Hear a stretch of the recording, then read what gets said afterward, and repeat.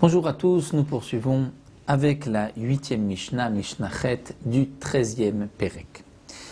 Toujours de Masechet Yebamot. La Mishnah nous dit Mi she'aya nasui lishtei yetomot ktanot. Un homme qui est marié à deux orphelines ktanot petites, c'est-à-dire moins de 12 ans. Ce ne sont pas des sœurs, nous explique le Barthénora.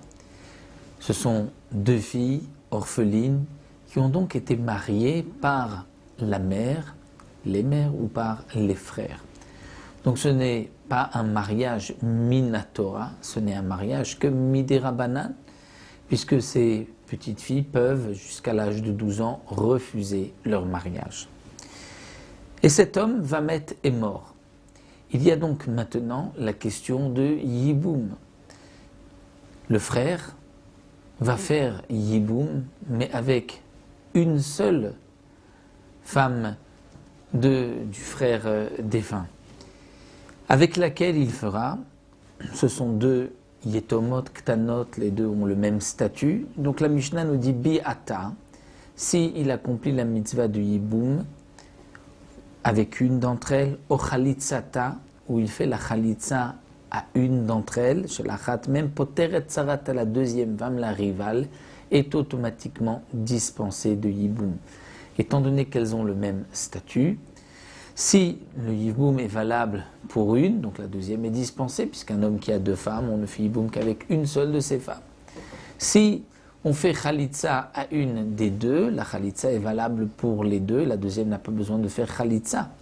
Bien que, nous précise le Barthénora, pour la Khalitsa ici, il faudra attendre qu'une de ces deux filles ait l'âge de 12 ans, puisque la Khalitsa ne peut pas se faire tant qu'elles sont petites.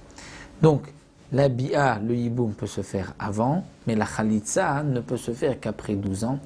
Donc, on fait Yiboum ou Khalitsa à une d'entre elles, et la deuxième est dispensée de Yiboum ou de Khalitsa et pourra se remarier avec Yiboum 800.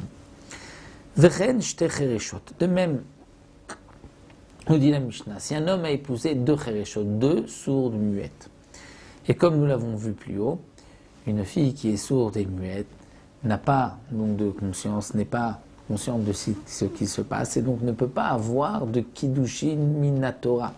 C'est là aussi des kiddushin midérabanan, puisque c'est des kiddushin midérabanan et que le mari est décédé, on fera un yiboum midérabanan avec une d'entre elles et le yiboum d'une des deux dispensera la deuxième de yiboum ou de khalitsa et elle pourra se remarier avec qui elle voudra. Dans ce cas-là, la Mishnah ne nous dit pas la khalitsa d'une des deux, étant donné que là, la khalitsa sera impossible, parce que une fille qui est sourde et muette ne deviendra jamais gdola, adulte, avec toute sa conscience, et donc ne pourra pas faire khalitsa. Donc, il n'y a qu'une seule possibilité, qui est le yiboum avec une des deux.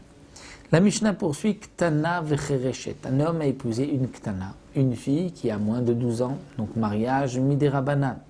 Et aussi Chereshet, une autre femme qui est sourde et muette. Elles ont donc toutes les deux un statut de mariage midérabanan. Le mari est mort, le frère veut accomplir la mitzvah de Yiboum ou de Khalitsa. La Mishnah nous dit ici En biyat achat mem poteret sarata. Le Yiboum, une bia, une relation avec une des deux, n'acquittera pas la rivale. La rivale doit aussi faire Yiboum ou Khalitsa. Pourquoi ? Parce que, étant donné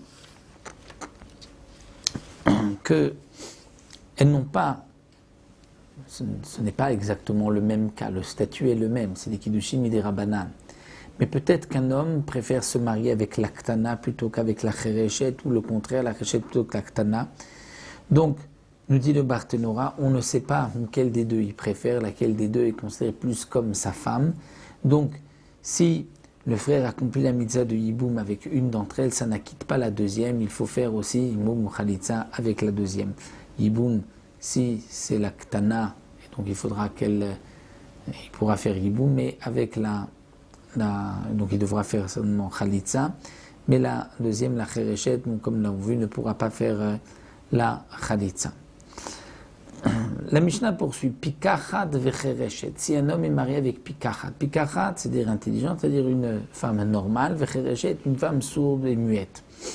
Alors, si cet homme est mort, donc là il y a un mariage minatora, et la deuxième n'est qu'un mariage midirabanan. Alors, biat apikachat poteret achereshet, si le frère qui fait yiboum avec la femme qui est normale, donc c'est là qu'il accomplira la mitzvah du yiboum, et donc ça dispensera la chereshet, elle pourra elle se marier sans yiboum ni chalitza, ve'en biat achereshet poteret apikachat. Mais si le frère veut accomplir la mitzvah du yiboum avec celle qui est sourde et muette, ça ne pourra pas dispenser la pikachat, celle qui est donc normale, intelligente, étant donné que la chereshet n'avait qu'un mariage midirabanan, donc son yiboum n'est aussi que midirabanan, alors que l'autre, qui a un mariage minatora, a une mitzvah de yiboum minatora, le yiboum des rabanan ne pourra pas acquitter du yiboum des oraita, et donc elle devra, elle, ensuite faire yiboum ou bien chalitza. Donc dans ce cas-là, s'il fait yiboum avec la première, il fera chalitza avec la deuxième. Gdola ou ktana. De même, si quelqu'un est marié avec une gdola et une ktana, c'est-à-dire qu'il a eu un mariage avec une fille de plus de 12 ans, donc un mariage minatora, avec une ktana qui a été mariée par sa mère ou son frère, qui n'est qu'un mariage midirabanan. Alors là aussi, biata gdola protaktana, si il accomplit, donc lorsque le frère décède, le frère qui veut faire le yiboum, le yabam, va faire le yiboum avec la grande, il acquittera la petite, mais avec la petite, n'acquittera pas une biat ktana protaktana, il n'acquittera pas la grande, étant donné que la grande c'est une mitzvah, un mariage minatora, donc une obligation de yiboum minatora, alors que la petite ce n'est que midirabanan, comme nous l'avons vu donc auparavant.